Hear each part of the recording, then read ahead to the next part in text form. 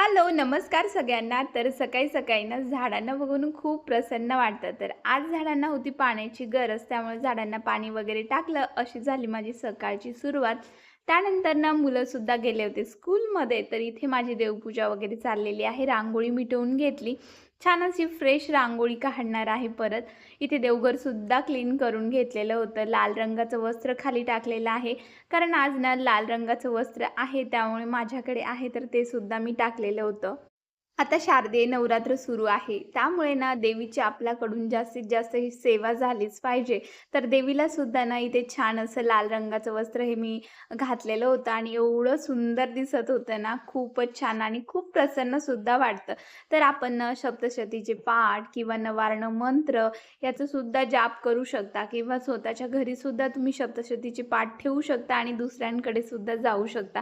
इथे ना कलशाला थोडंसं पाणी टाकून घेतलं आणि इथे नारळाला सुद्धा हळदी-कुंकू लावून आपल्याकडे जे पण धूप, अगरबत्ती, फूल वगैरे असेल ते सुद्धा अर्पण करून घ्यायचं आणि एवढं प्रसन्न वाटतं ना, तर तुम्ही पाहू शकता किती फ्रेश अशी देवपूजा झालेली होती.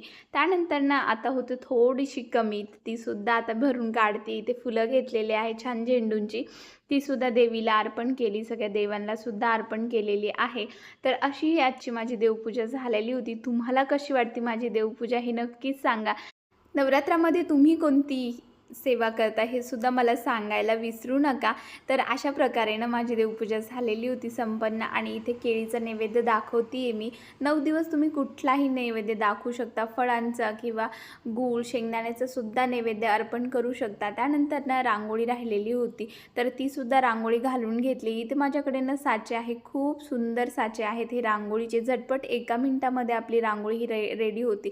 त्यानंतर बघा फायनल माझ्या देवघराचा असा लूक आलेला आहे आणि खूप छान वाटतं. तर तुम्हाला कसं वाटलं मिनी ब्लॉग नक्कीच कमेंटमध्ये सांगा आणि आपल्या चॅनलला लाईक, शेअर, सबस्क्राईब करायला विसरू नका. तोपर्यंत बाय. जय गजानन.